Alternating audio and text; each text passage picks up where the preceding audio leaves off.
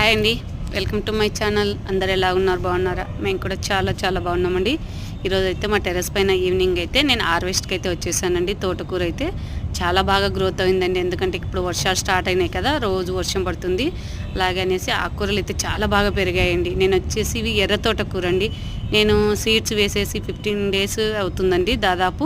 అప్పుడే హార్వెస్ట్కి అయితే వచ్చేసింది. చూడండి, వర్షాలు పడడం వల్ల బాగా గ్రోత్ అయిందండి. మనకైతే ఎర్ర తోటకూర అనేది టేస్ట్ బాగుంటుంది, ఆరోగ్యానికి కూడా చాలా మంచిదండి. పిల్లలకి ఆకుకూరలు పెట్టడం కానీ, మనకి కానీ, పిల్లలు కానీ, పెద్దలు కానీ చాలా మంచి ఆకుకూరలు తినడం వల్ల. నేనైతే ఇప్పుడు హార్వెస్ట్ చేస్తున్నాను. చూడండి, ఫస్ట్ అయితే పెద్ద పెద్దగా పెరిగినవి అయితే బాగా తీసేస్తున్నాను, ఏర్లతో సహా తీసేస్తున్నాను. చూడండి, ఎర్ర తోటకూర అంటే మనకి ఇలా కలర్ ఉంటుందండి. మామూలుగా అయితే గ్రీన్గా ఉంటుంది కదా, ఇది వచ్చేసి ఎర్ర తోటకూర అండి. ఇలా ఉంటుంది, చాలా బాగుంటుంది.